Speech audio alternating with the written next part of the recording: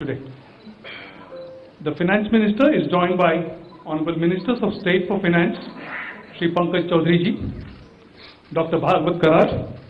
Also on the dais are Finance Secretary and Secretary Expenditures, Dr. T.V. Somanathan, Secretary Economic Affairs, Shri Ajay Seth, Secretary Deepam, Shri Tuhin Khan Pandey, Secretary Revenue, Shri Sanjay Malhotra, Secretary Financial Services, Dr. Vivek Joshi, and Chief Economic Advisor, Dr. V. Ananthanageshwaran. A warm welcome to the Finance Minister and her team at the National Media Center. At the beginning of the press conference, Finance Minister will make her opening remarks. After that, we will open the floor for discussions and questions and answers. Thank you. Over to you, Minister Ma'am.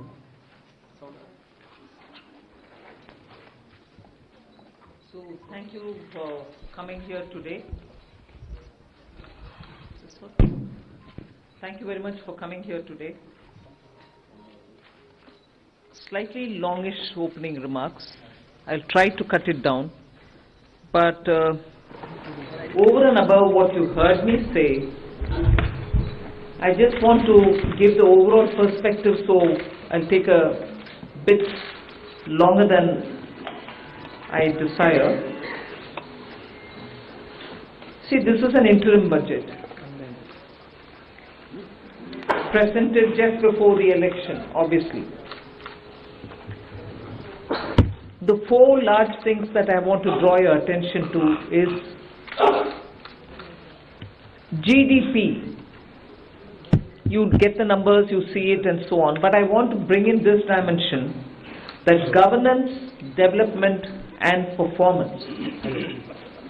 On all these three heads, I'd like to say what actually we have achieved, because that forms the backdrop. So, on governance, this budget speaks from a position where we have delivered on development, we better manage the economy with correct intentions, correct policies and correct decisions. So it's a governance with care, conviction and confidence. If that stood for the GDP's G, the D stands for people living better, earning better and having high aspirations for the future. And if I move to the P, the performance, 3 consecutive years of 7% growth. Fastest growing economy in G20, all parts of the country participating in the growth. Price stability and inflation management. Handling the health and economic fallout of COVID. Build out of physical, digital and social infrastructure. DPI as a factor of production almost for formalization and financial inclusion and growth of the economy. Cleaning up the banking system, GST, one nation, one market and one tax, the IBC. So if you were to look at payments, I've listed some of them. So your GDP, as we look at governance, development and performance, I have something to say on each of these. So this budget, vote on account, is getting presented with the GDP that we want to speak to you about, and in that the fiscal management actually is something which I would like you to spend some time even as you go through the budget, but I'll flag it here, bringing down the fiscal deficit in spite of very challenging times as per the announced consolidation path and with transparency and prudence. So in fact, I was just remarking to my officers this morning, most of you all had already calculated the figures, RE revenue, RE expenditure, this is what it is, because every month you get the reports coming out. So you don't need to wait till the budget statement. Every month you get the accounts, and so budget process has become absolutely transparent and questionable if there are any, you're there to question, we are here to answer. But we set in the process of keeping everything brought on budget and nothing kept aside from it or underneath it. So with that, the budget deficit, fiscal deficit, 5.8%, which is much lower than the 5.9 which was at the BE. Similarly, for the 24-25 budget, we've given 5.1 as the fiscal deficit, so clearly indicating that we are on track to meet the glide path which was set in 2021-22, and that we are well on track to meet the 4.5% fiscal deficit, on or below 4.5 even by FY26. If this is the background with which I'm talking and the presentation of the budget happened, I want to very clearly put some things under the heading, if you want to call it that, Disha Nirdeshak Baatein. You must have heard the Honorable Prime Minister speak before the Parliament session, well before the sessions commenced. His usual customary remarks. He said the budget will be presented tomorrow and you will have some Disha Nirdeshak Baatein in it. So, what are those Disha Nirdeshak Baatein? There are about 5 of them I highlight.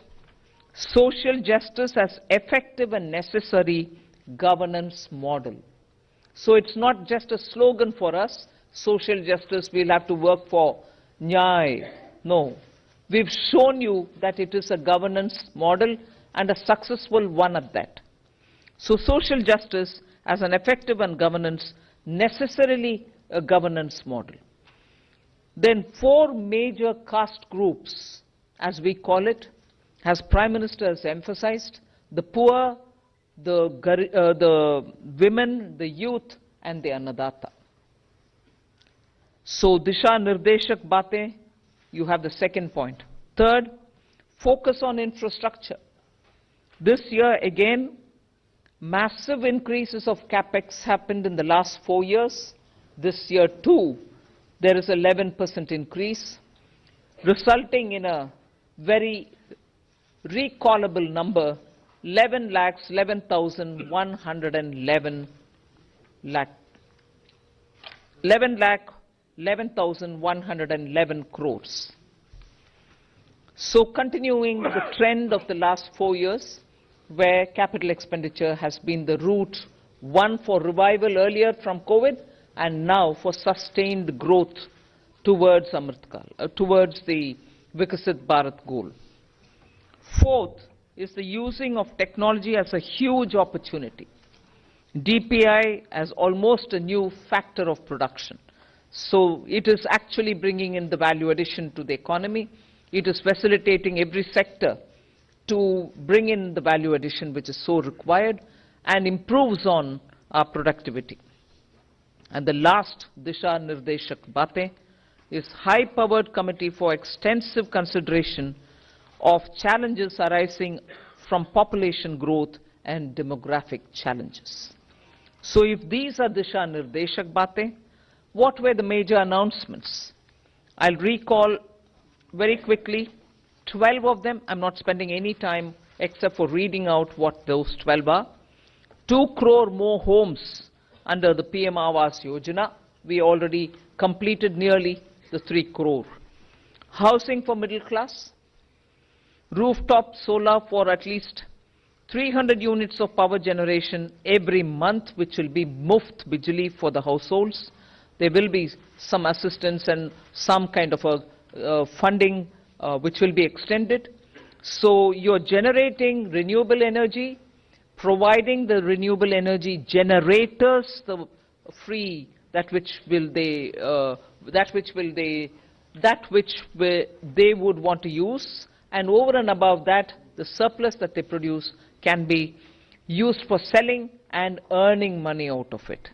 Enhancement of target for Lakpati Didi from 2 crore women to 3 crore women.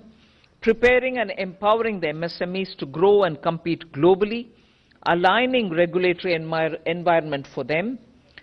The sixth is making sure that the eastern region, and when I say eastern region, I'm not talking about northeast. Northeast will get the attention that they've been getting all the while. They will still continue to get it, and they will be on the top of our priority. But when I say the eastern region, I'm talking about Bihar, Jharkhand, Chhattisgarh, and Orissa, making sure that they'll become the engines of growth for the new Amritkal India that we are trying to use as a bridge towards leading to Vikasit Bharat 2047. And Eastern India, I've missed out on West Bengal, please add it, Bihar, Jharkhand, Orissa, Chhattisgarh, and West Bengal. Next generation reforms will be carried on, building consensus with states and stakeholders for reform, perform, transform. 3 major corridors, which are programs for railways, for logistics efficiency, and they have been explained. The important point that I want to highlight there is to make sure for Vikasit Bharat, you just don't need to build for better passenger convenience, you need to build for better passenger convenience. You need to give them safety. You need to shorten the traveling time for them. So one of the corridor is going to give emphasis for high density routes where passengers traffic is very high. We need to bring efficiencies and better safety in those areas. But for Vikasit Bharat, passengers need to move as they wish.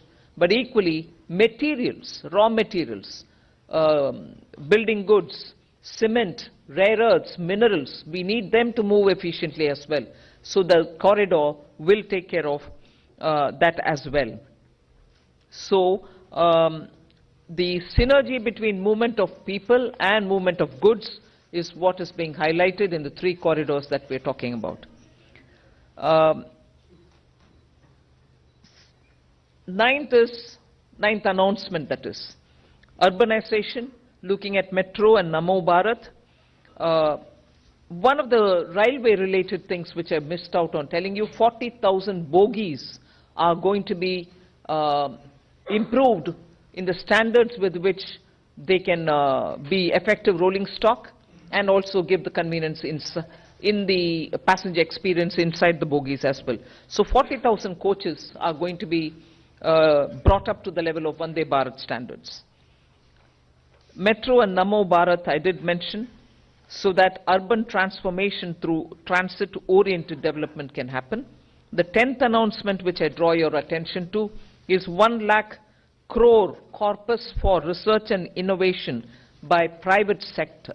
So that's coming in at the 10th. 11th is boost to tourism, including spiritual tourism. Interest-free loans will be given to states so that they can build on iconic tourist centers.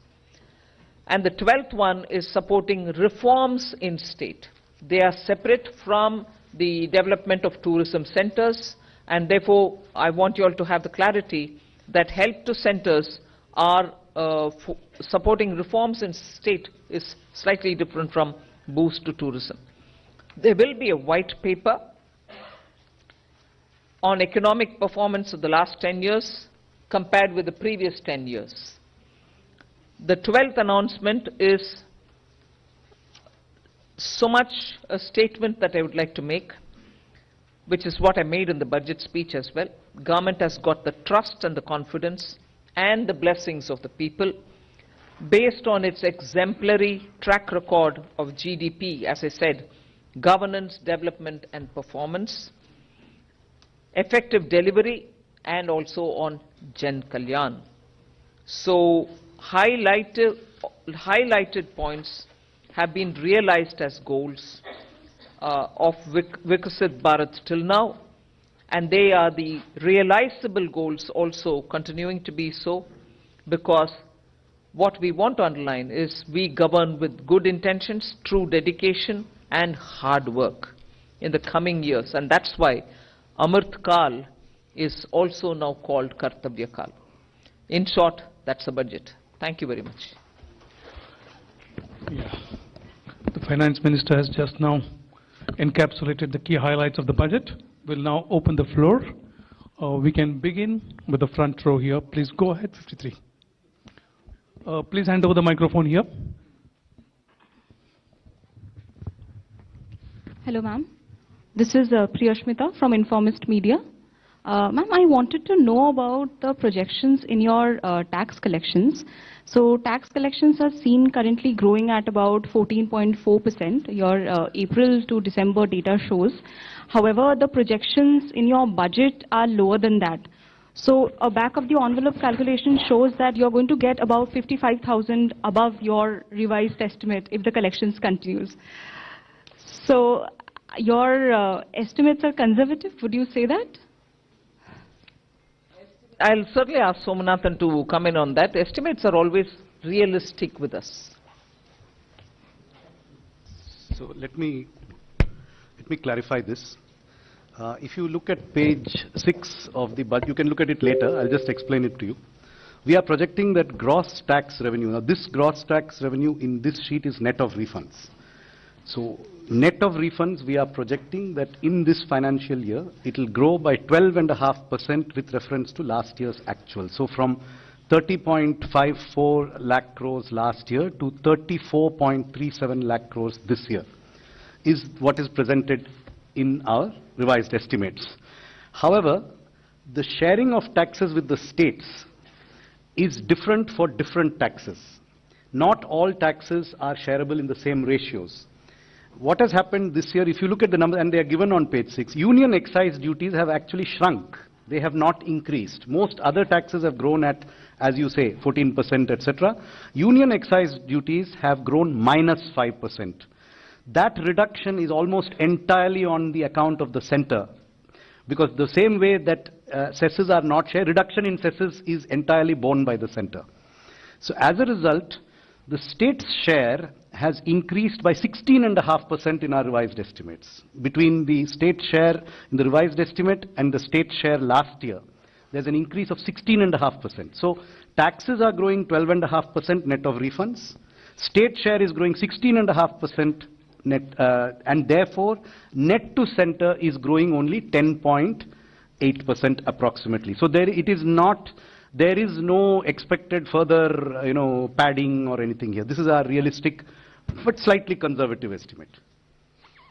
Okay, the next question, please. 65. Please go ahead. Hi, ma'am. Yeah. I'm Kriti from Informist Media. So you mentioned that CAPEX, there has been a push towards CAPEX. However, the CAPEX jump for this year is 11%, right? Which is lowest in last 4 years. So are we moving towards a place of moderation in CAPEX? And secondly, while the budget, this is another unrelated question, while the budget clearly says that you are committed to your 4.5% target, you have also been recommended to bring down your debt to GDP ratio to 40% level, which still stands above 50%. So how are we looking towards moving towards that target? Thank you. First of all,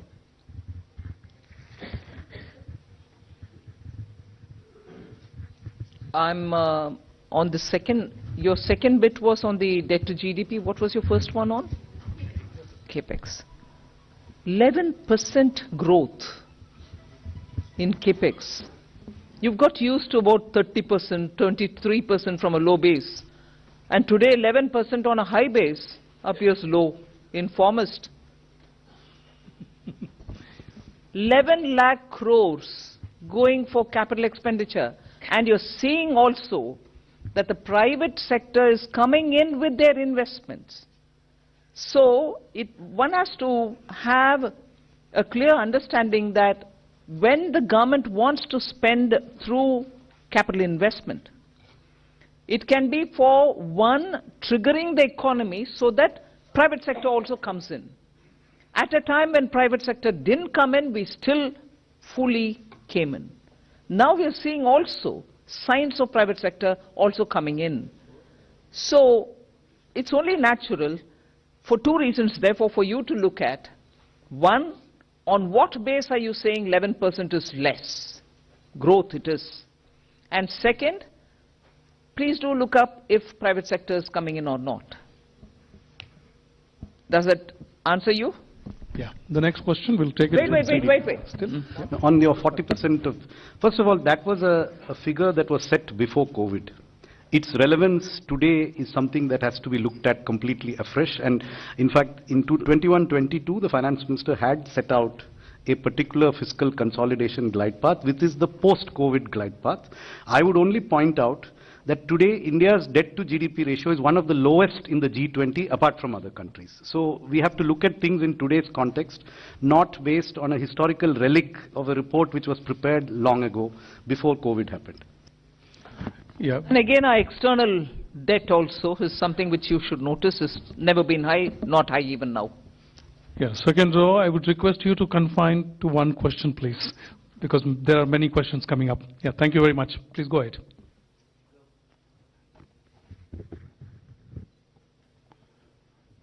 Yeah.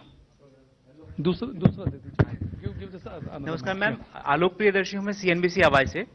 मेरा सवाल ma'am ये है कि एक consumer के नाते, एक tax payer के नाते हमेशा लोगों की ये उम्मीद रहती है, या इस देश में कैसे कह सकते हैं कि चुनाव इतने ज्यादा आते हैं कि लोगों को लगता है कि जब चुनाव आएंगे तो उनकी जो मांगे हैं वो पूरी हो जाएंगी, टैक्स के मोर्चे पर कहें, या फिर जो पॉपुलिस्ट मेजर्स सरकार लेती है. लेकिन क्या इस मिथ को क्या ये सरकार तोड़ना चाहती है कि जब चुनावी साल होगा तो पॉपुलिस्ट बजट नहीं देंगे? जिस तरह से फिस्कल प्रूडेंस की आपने बात करी, आपने फिस्कल प्रूडेंस को लेकर काफी जोर दिया है इस बार बजट में, तो ये इस बात का कॉन्फिडेंस सरकार को ज्यादा है कि वो अगली बार पूरी तरह से आके और जनता के जो उनकी उम्मीदें हैं उनको पूरी करेगी, या फिर सरकार इसी तरीके से जिस तरह से फिस्कल प्रूडेंस का जो रास्ता है उसको अख्तियार करेगी और उसी हिसाब से चलती रहेगी, और चुनाव के मौके पर लोग, आम आदमी एक्सपेक्ट ना करें कि कोई पॉपुलिस्ट बजट आ सकता है? आप डिस्कशन जैसे प्रश्न पूछ रहे हैं भाई. मैं पहले से बोलते आई हूं और माननीय प्रधानमंत्री जी भी इस विषय में बोलते थे, कल परसों भी उनका बयान है. वोट ऑन अकाउंट क्या है, कैसे है, आपको मालूम है. So we largely kept vote on account as vote on account, but also showed how the economy will be moving forward and what's our plan for it. Who are we going to aim at when in July, when we come back to present a budget? Who are the sections who will be addressed? What are the kind of investments we'll make? However, very clearly showing that on capital expenditure, we are showing an increasing growth. More money is being put in for that, for innovation, and so on. So announcements भी है, ये नहीं है कि vote on account है इसमें कुछ और नहीं है. Announcements है, दिशा निर्देशक बातें भी है. So vote on account and interim budget को कैसे, किस हद तक उपयोग कर सकते हैं, और वो भी कॉन्फिडेंस सरकार, उस हद तक हमने यूज ही किया है. Yeah. Z Business, and after that you hand over the microphone to your right. Yeah.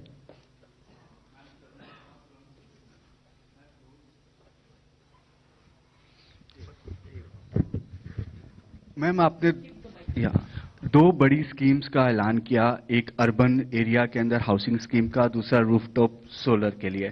Ma'am, इसका बजट एलोकेशन कितना है? एक सवाल. दूसरा सवाल मैं मैम पूछना चाहूंगा डाइवेस्टमेंट के ऊपर. मैम, पिछली बार 51,000 करोड़ का टारगेट था, वो टारगेट नहीं मीट हो पाया. इस बार बजट में ये नहीं मिल पाया कि कितना टारगेट अगली बार के लिए रखा गया है, और ऐसे टाइम पे टारगेट नहीं पूरा हो पा रहा है जब मार्केट, इक्विटी मार्केट बहुत अच्छा परफॉर्म कर रहा है.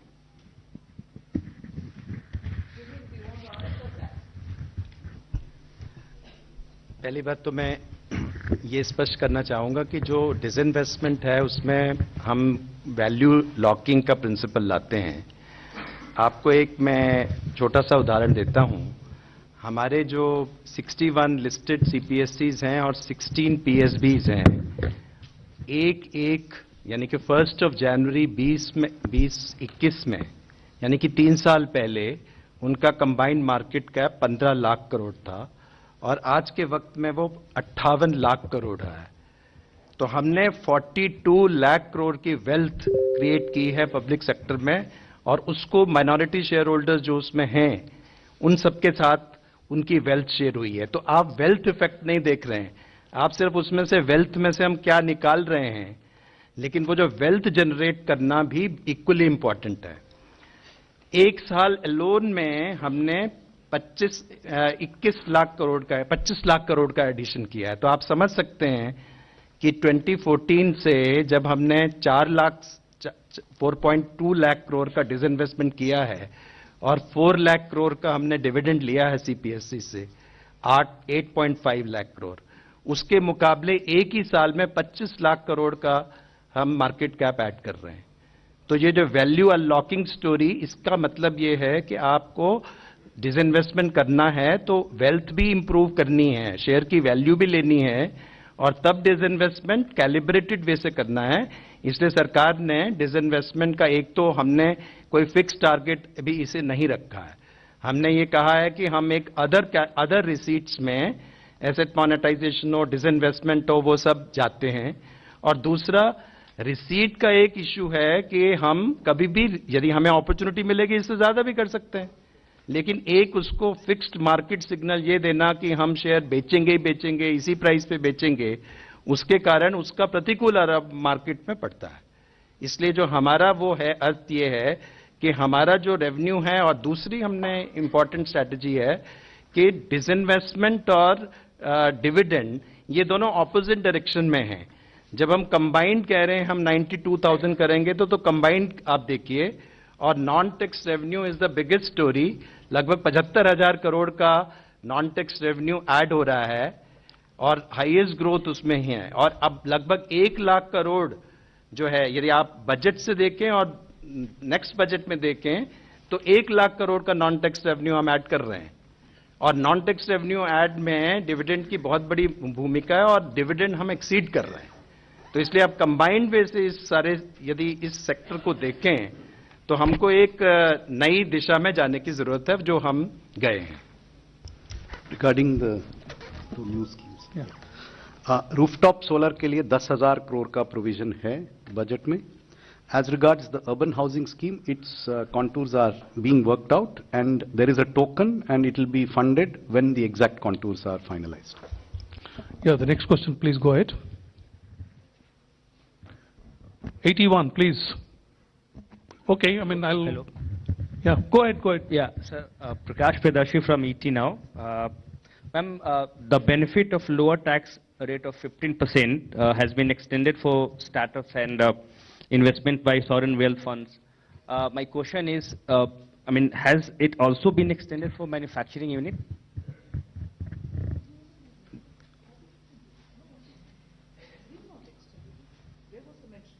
No, I'm asking, I'm seeking clarity. No. Thank you. Yeah, Bloomberg, Ruchi. Ma'am, some of the rating agencies have said that they will take a call on a ratings upgrade for India only after the next budget. But given that this budget of yours, you did say that it has been transparent, you've maintained the path of fiscal prudence as well. What will be your message for rating agencies? Not only aligning with the fiscal consolidation roadmap that we gave earlier, but bettering it. Is that one simple, straightforward message which every rating agency should take on board? Should take on board. Ma'am. Yeah, please go ahead. Yeah. Sapna here from CNBC TV 18. Ma'am, two questions. One very broad, generic. Excellent work in terms of fiscal consolidation. Just want to understand, is it slightly ambitious to have a 5.1 number right away in the interim budget? I mean, broadly expectation was July budget, you will start kind of... No, I don't mean that. No, I don't mean that, but just try to understand, like in 2 years, you'll be able to do below 4.5%. Very broad understanding, ma'am. One is that. Second, ma'am, you're talking about next generation reforms. Within that context, the government has had a massive privatization agenda. There doesn't seem to be, any mention of that as of now. Just heard to him. Sapna, you're asking the same thing. No, but You went elaborately on it. but will you still be sticking to it? Just broadly wanted to understand. Yeah. Yeah, please go ahead. Yeah. Timsi Jaipuria from CNBC TV 18. Ma'am, in your budget speech, you've given a very ambitious target of 1 lakh crore worth of a fund for private sector for research and innovation, where you've promised 50-year interest-free loan. If you could give the contours of this scheme, which are the sectors who will benefit in terms of the private sector, which are the specific sectors who can avail this corpus, and what kind of work or research and innovation are we focusing on, sectors, and how this scheme will work? So I'll tell you the quantitative part, and Secretary EA can expand on the sectors. There is the 1 lakh crore is a provision over a period of time as the need emerges. This will be provided as a 50-year interest-free loan to a financial institution which will be identified, which will be within the government ambit of financial institutions, who will then finance or refinance projects at long tenors and at concessional rates of interest. Money has been provided in this budget in the Department of Economic Affairs for multiple purposes, including this one. So there is a provision for this in the Department of Economic Affairs, which covers many other things also. As regards the sectors, I'll leave Secretary. See, as announced in the budget speech, these are the sunrise sectors. And what is the economic logic behind it? These are the innovations and research. Investments are needed today, and the private sector, the returns will come a couple of years down the road. And those couple of years can be 4 years, 5 years, 10 years. For some investments, it can be even longer. So it will not be commercially viable for private sector to invest if it were to be a commercial money for them. So this is what the fund will help them. Clear identification of those sunrise sectors will be through a stakeholder process. Yeah, business line. Namaskar, ma'am. Shishir here. Just two clarity, ma'am. One is about the TCS. Some changes have been made in the TCS on the LRS. So what are those changes? There is not much clarity because explanatory memorandum is not there. And the second part is the housing scheme. Will it be just like an interest subvention scheme, or what will be the contour of that? So you are aware that, sometime I think last year, maybe in June or July, there was a press release in which the TCS rates were later on changed from what were announced in the budget of 23-24.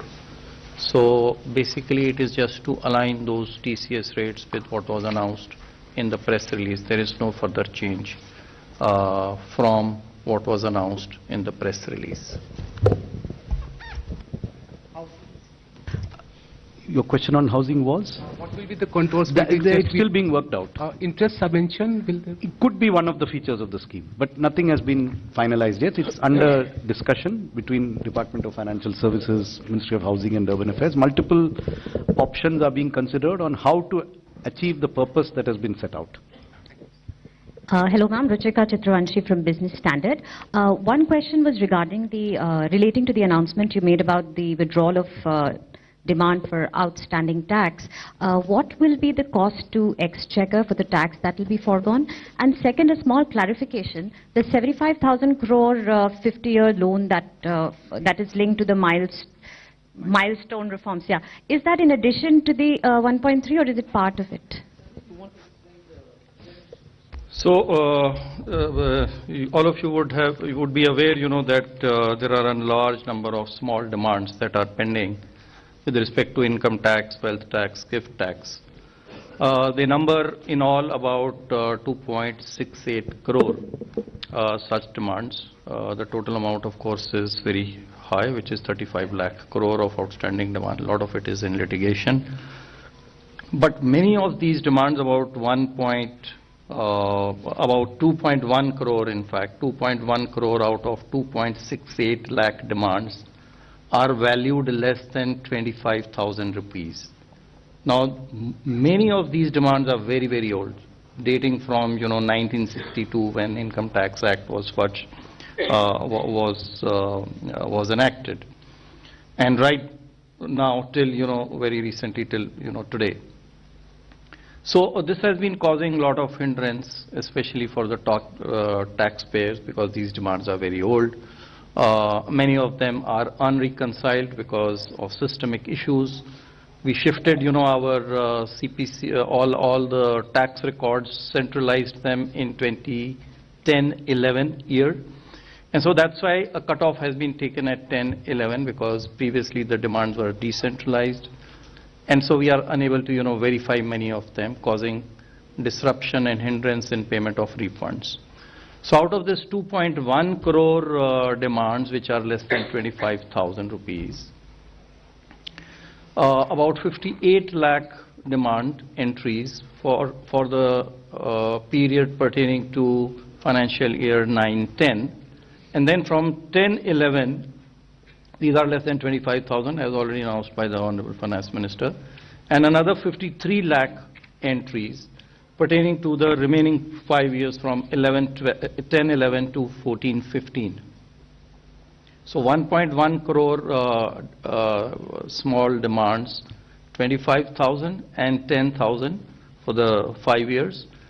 These are being remitted. The total amount is less than 3,500 crore rupees. The 75,000 crores is part of the 1,30,000 crores. Yeah, go ahead, please. Yes, go ahead. Hi ma'am, this is Pushpita from the core. You mentioned about that nearly 40,000 rail bogies will be converted to Vande Bharat standard. But if we look at the price of Vande Bharat is comparatively higher than the other ticket prices. So considering the affordability of the passengers, what will be the pricing and how will it be decided? If you could. It's up to the railways, but Vande Bharat trains are one thing. The bogies 40,000 being upgraded to the Vande Bharat standard is another thing altogether. Those bogies probably cannot even take the speed with which we want to improve the high density areas with better speedy transportation for the common man. Equally, the inside bogie experience is also not up to the mark because they've been so for a very long time, and as time passed by, their quality has also come down a bit. So we are talking about the bogie quality matching with the Vande Bharat standards. As to which of those lines of traffic that they will get connected to, and as a result what will be the rationalization of the ticket price, is not something that we can talk about. That's something which the railways will work out gradually. But progressively, that point proves that through the 40,000 bogies that we're talking about, the quality of the Indian rail bogies, which are so important for safe travel and also ease of living travel and comfort, will need upgradation, and this is what we're aiming. Yeah. Please speak into the microphone. Yeah, good evening, Minister. Minister, you had announced an aggressive plan for privatization of 2 government banks a couple of years back. So is that proposal still on table? And my second question is, your thoughts on the shrinking successively, every successive years we've been seeing the divestment receipts shrinking. So your thoughts on that? I thought Tuhin had explained the second part of your question, but never mind, I'll ask him to again probably explain it. He'll give you an answer. We're not sitting on judgment over anything. The disinvestment receipts, as you say, is that, is basically you part with your wealth, which is the shares or a property, and convert it in and monetize it. Now there is a wealth effect also there, and we have partners which are the listed companies, the minority shareholders. Our point is that we are also, taking care of GDP, as FM mentioned, in respect of CPSEs. If you look at the CPSE's performance, whether it comes to capex of 3.2 lakh crore, whether it is their growth story, whether their investment in green energy, whether their performance in return on capital employed, whether you look at return on equity, on all fronts, we are seeing that they are big market players, they continue to improve, and therefore they continue to reward shareholders, including the government, Government is a majority shareholder, but a large part of our shareholders are minority shareholders. So therefore, any strategy, calibrated disinvestment strategy, which will actually do the sum over a period of time is much more than that. And besides, the shares also give you dividend, and we have a consistent dividend policy too. And money is fungible. So we have to have a new paradigm in terms of thinking about, and not to just keep on parting with our wealth at one stroke. We can always do it in a gradual, calibrated way. We'll take a question from the right side, ma'am. Please go ahead. Yeah.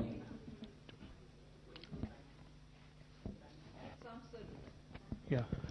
Ma'am, I have a question on this committee on demographic change challenges. Ma'am, what would be the mandate? What are the areas it would look at? Will it be urbanization? Will it also include issues around, this whole issue about constituencies, political constituencies, given that the northern states have grown faster? Also, two clarifications. One is on the 70,000 crore with DEA. For new schemes, what kind of schemes apart from solar rooftop are budgeted for? And two, on this issue of tax, these small disputes, does the 25,000 include only the principal amount, or is it interest and penalty for that 25,000? On the provision for Department of Economic Affairs, this has two components. There are certain specific announcements that have been made, and those are provided for. In addition, there is a large increase in our capital expenditure budget. We have, as was done in the year 2022-23, we have kept this in the Department of Economic Affairs to be allocated to whichever department requires it at the pace that it's able to absorb, so that we have flexibility to allocate it to whichever department is able to absorb it fastest, whether it's railways, highways, telecom. We have all of them, and they are all essentially eligible to take this money when the requirement arises, so that we have flexibility to optimize its utilization.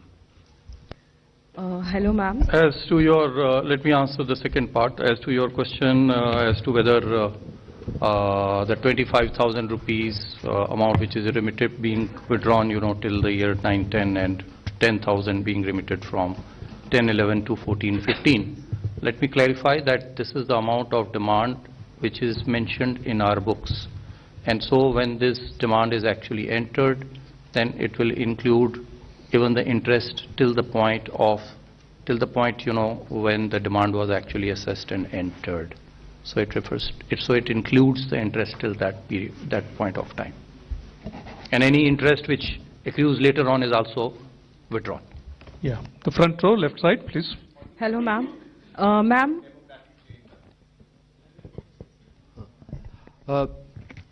See, when we talk about demography, it is an opportunity, it is a challenge.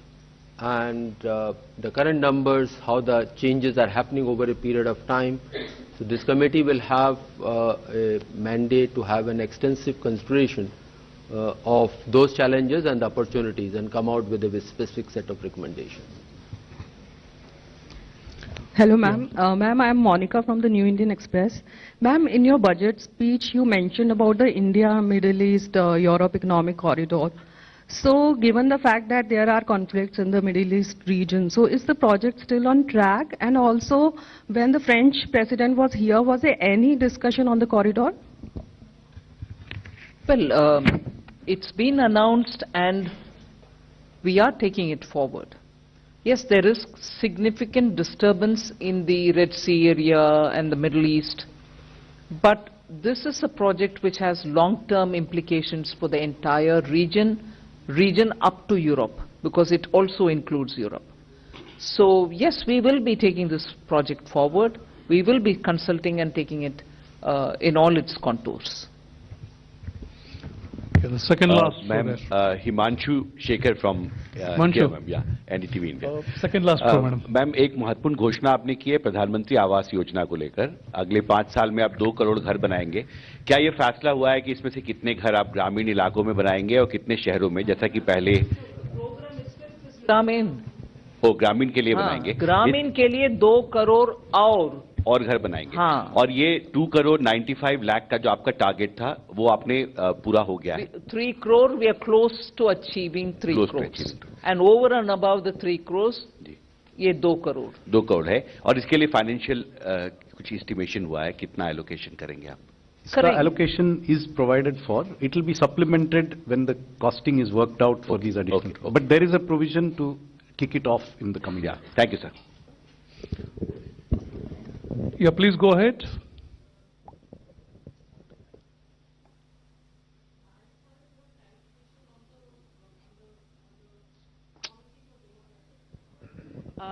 You mentioned the mandate, which I think we wanted a bit more clarity on that.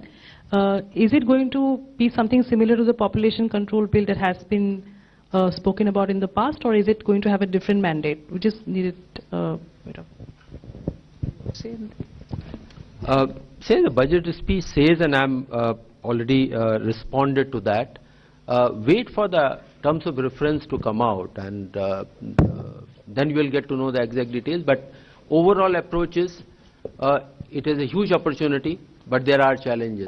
Both have to be taken note of, and appropriate responses to be taken. So that's really that broad idea I can share with you, and terms of reference will come out in due course. Yeah, please go ahead. Good evening, ma'am. This is Parth Singh from Outlook Business. Since you spoke about bringing the East India to pace in terms of development, I wanted to ask you, how does the government plans to address the industrial gap to help these states in a free market economy? And for example, more than 70% of the PLI projects are currently concentrated into just 3 states. So I wanted to ask you that. They are not concentrated in 3 states because we want them to be concentrated in 3 states. If there are investments happening, and if there is going to be production in any other non-3 states that you want to talk about, PLI will be extended to them as well. It doesn't go on the criteria of geography. It goes on the criteria of manufacturing, of how many additional units are produced. I just want to add to that. The public sector investments have gone substantially to the eastern region, whether you look at gas pipelines, new fertilizer plants, or even new LHB railway rolling stock, which is being manufactured in Bihar. So a considerable amount of the public sector investment is focused on the eastern region. Yes, please go ahead. Yeah, if I can add on this particular one, as we are all aware, aspirational districts program in those districts is making a very significant change. 60% of those districts happen to be in eastern India. And when the people are better educated, etc., then more economic opportunities get generated there because skilled manpower is available in those areas. So we'll see over a period of time, and that is what the government will also be providing appropriate support. Ma'am, this is Nivedita Mukherjee from the Sunday Garden. This is with regard to the National Monetization Pipeline that was launched in August 9, 2021. And with regard to your focus on infra in this budget, do we see also that going forward, and what has been the progress? Ma'am, these are 2 different things. A very large part of infra assets are held by those infra agencies or the public sector undertakings. So as they embark upon their more capital investment, they also monetize some of their assets and plow it back. Some of the assets are owned by the government, so those monetization proceeds come to the government. So that one is going on, and that periodically those numbers come out, and if I recall, next year is also a very ambitious number for monetization. But everything doesn't come to the government there. Ma'am, I have a question. Actually, could you please elaborate? Identify yourself, then ask a question. I am Bani Kinkar Patnaik from the Economic Times. Ma'am, could you please elaborate a bit on the proposed changes in the calculation of agricultural income under the new tax regime? And ma'am, on the 75,000 crore loan. See, under the new tax regime, income from agriculture? Yes. Huh? I mean, some reports I saw, ma'am, that's why I'm not here to answer some reports. We'll go ahead. Ma'am, on this 75,000 crore, interest-free loans to states, since it is part of 1.3 lakh crore allocation under capex, so will the same, reforms conditions continue, or will there be additional reforms conditions? The specifics will be worked out, and it will be reform linked. What reforms, how much, for what, is something that will come when the guidelines are issued. Yeah, please go ahead. Yeah. Hi, ma'am. This is Vikas from the Hindu. In last year's finance bill debate, during the debate, you had announced the formation of a new committee to review the national pension system benefits to central government employees. And there was an expectation that, by 6 months or so, we might have some outcomes that you could consider. So, can we expect that anytime soon, or do you think that might be left for the full budget now? One. And secondly, you've committed your government to, taking forward the next generation reforms. I want to get some sense of what are our priority areas there. And lastly, sorry to take a stab at it again, but this population growth committee that we are looking at, is it likely to happen after the census, because we've not had a census for a while? And as per the National Family Health Survey 2020 numbers that we have, our total fertility rate is already below the replacement rate, around 2. So is there some way that we're looking at keeping our population stable at a certain level, or to reduce it over a broader period? You may want to help me by saying question number 1, question number 2. I'll go on answering. You seem to have asked me about 5 different questions, right? Please go ahead. What was your first? Sorry. NPS. NPS was first. Once we are ready with the report, we'll let you know. I don't think there was a time given. We said at the earliest they will give the report. Yeah, so that stays there. What's your second? Second was, ma'am, some sense of the priority areas for next generation reforms. Ajay, you want to add in there? See, you would have noticed that a particular section and extensively covered that what will be the broad strategies for the next several years, getting into those. So those are the indications that can be the broad area for the reforms, the next generation of reforms. But that's not an exhaustive list, but the broad sense you can get it from there. Yeah. And the third was, ma'am, the population bit. The third was the population bit, ma'am.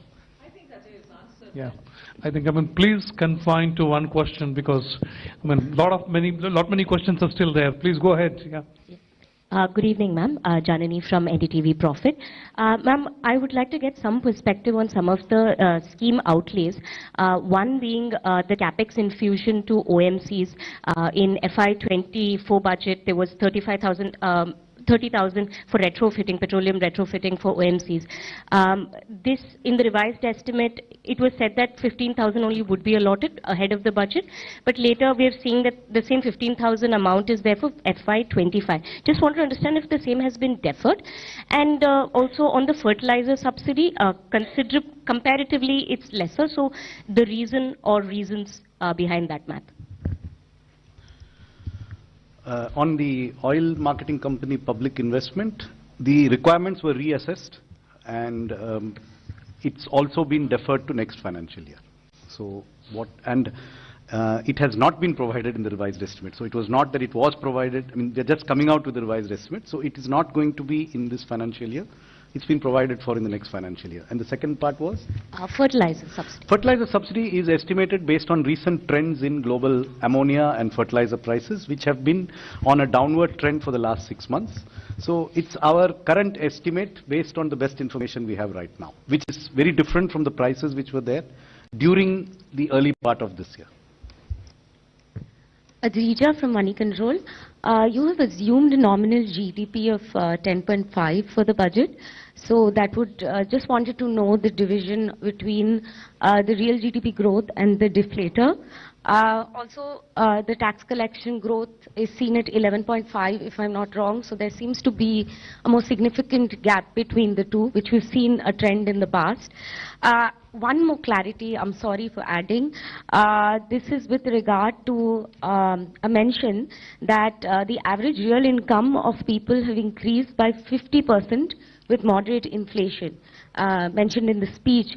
I just want to clarify, is this linked to investment rate or per capita income? Thank you. Answer. Again, you have to help me out, and you asked 2-3 questions. So again, for the budget purposes, it is the nominal GDP which is relevant. That's how the fiscal deficit and other deficit numbers are done. So that estimate is 10.5%. And I recall last year, again, several of you said that are we underestimating, overestimating, etc. We said we have a realistic number. Of course, this year it has been a little lower, 8.9. So our sense is that next year, 10 and 10.5% nominal growth rate is a reasonable number. As far as real growth is concerned, the breakup is not a budget issue. You would have seen the document which Chief Economic Advisor has brought out just 2 days back, and he has extensively covered his take on what the real growth would be. And so you would have read the document already. Your second question? The 50% 50% is a, I said that announcement, or rather the data which has been shared in the budget, is in real terms. So that has nothing to do with inflation. You are combining the two issues here. There's a, on a constant prices, income has gone up by 50%. There's yet another statement which is coming up. There has been a moderate inflation. Inflation has been kept within the policy band, except for the post-pandemic period. If you take the 10-year period, it has been well within the policy band. I'll request. I'll just clarify. I'll just clarify this. I think the reference to the growth in real per capita income is 56% is the growth between FY14 and FY23. That's what ma'am was referring to in her speech. And 57% growth in real per capita GDP. Okay? That is what she was referring to. Thank you. Yeah, please go ahead. I'm Meghna Mittal from Money Control. The government has announced in the budget lowering the market borrowing for next financial year, the gross market borrowing.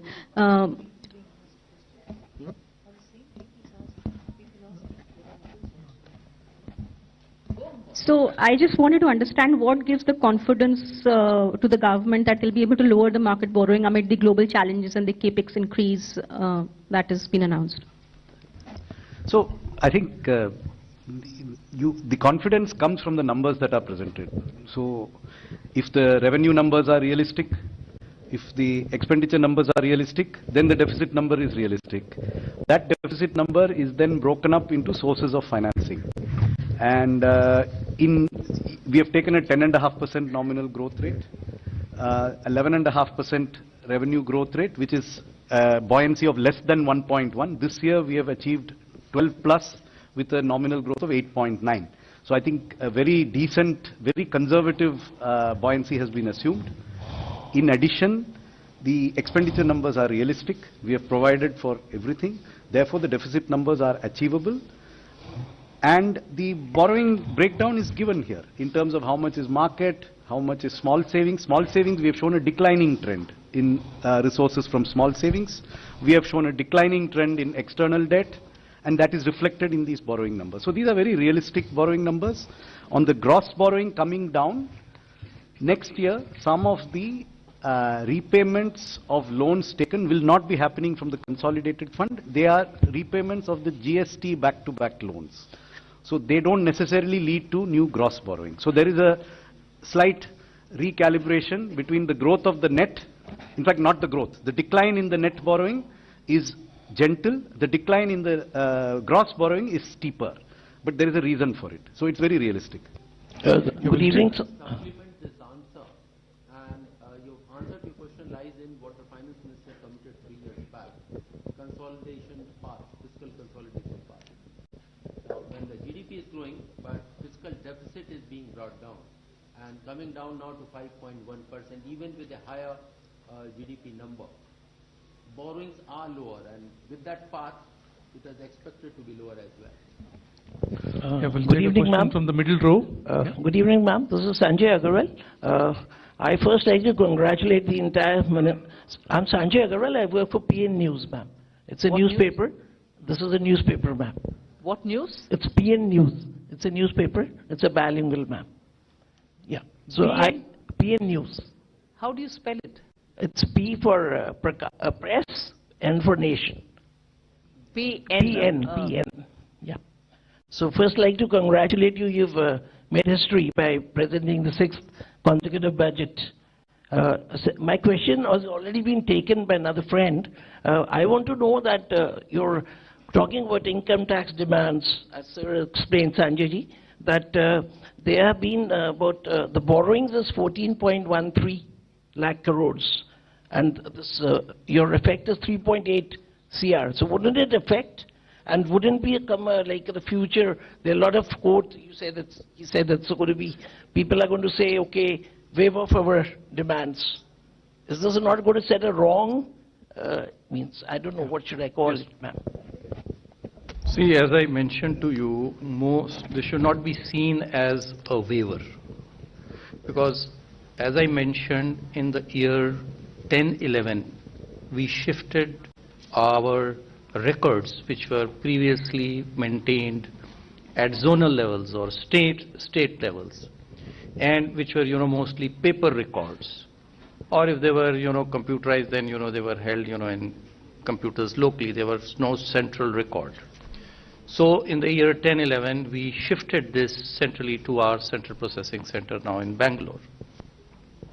Lot of those demands which are over there, they have actually been paid for by the taxpayers. Because when we reach out to them and we tell them, this is a demand, this is a small demand of course, but they say, well, we have already paid it. But the records were not with us because they were all decentralized.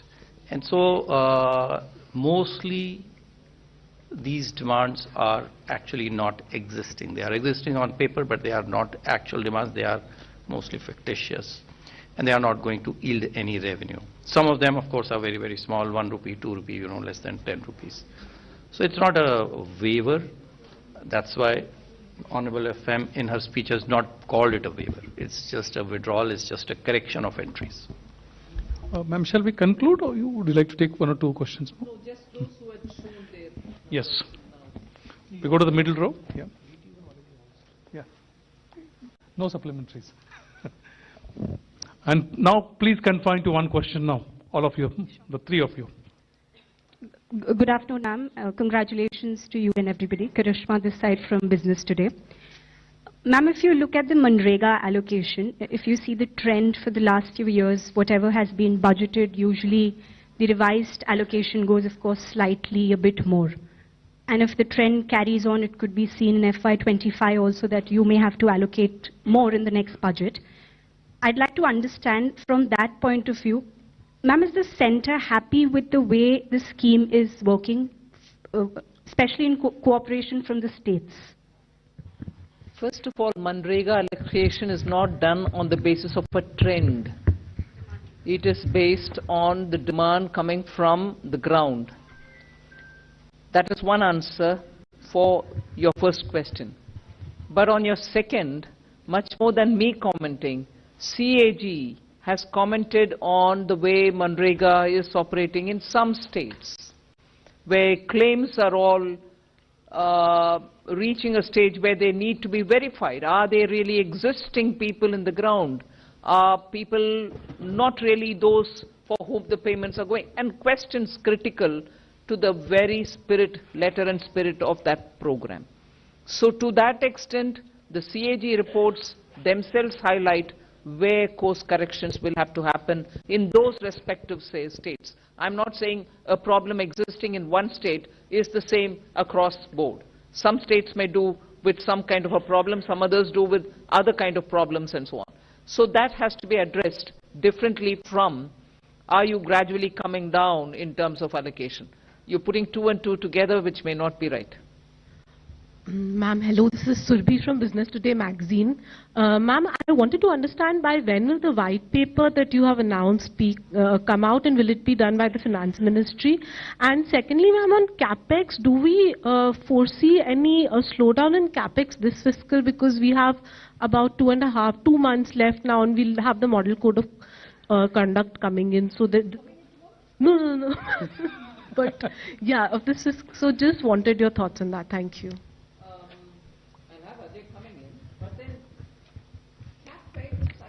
was something on which all of you were very happy. Oh yes, it has come out.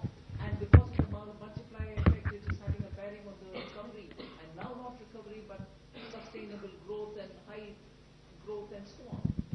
So, I'm quite surprised that questions are already coming saying your increase is not sufficient, is it going to be absorbed or not? I mean, varying words used for that. We believe that capex from the government will continue, and we've given a good number this time also, and it is important to continue as well. Just to add to this point, model code of conduct, no new work can be started.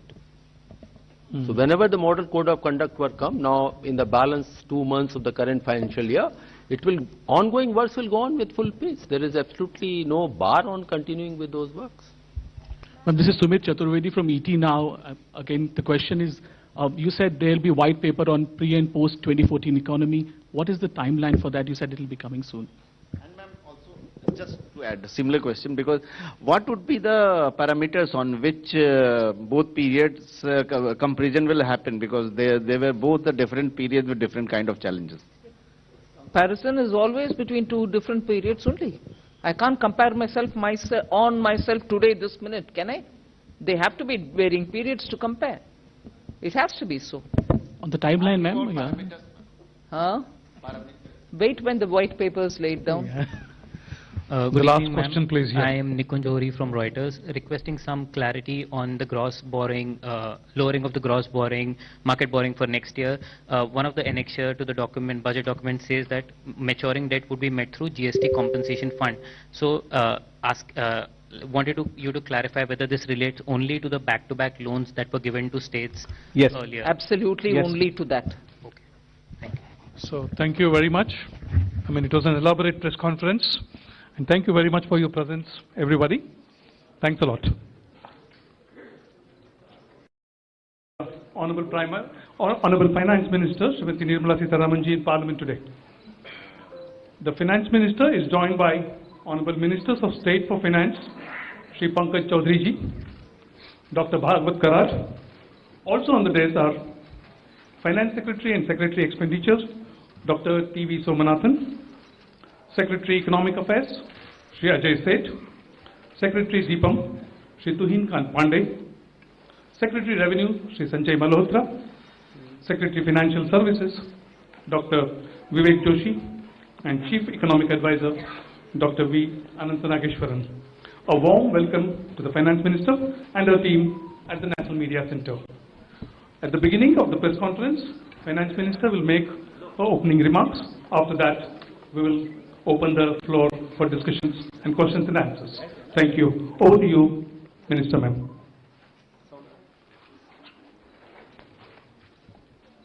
So, thank you for coming here today. Thank you very much for coming here today. Slightly longish opening remarks. I'll try to cut it down. But over and above what you heard me say, I just want to give the overall perspective, so I'll take a bit longer than I desire. See, this is an interim budget presented just before the election, obviously. The four large things that I want to draw your attention to is GDP. You get the numbers, you see it and so on.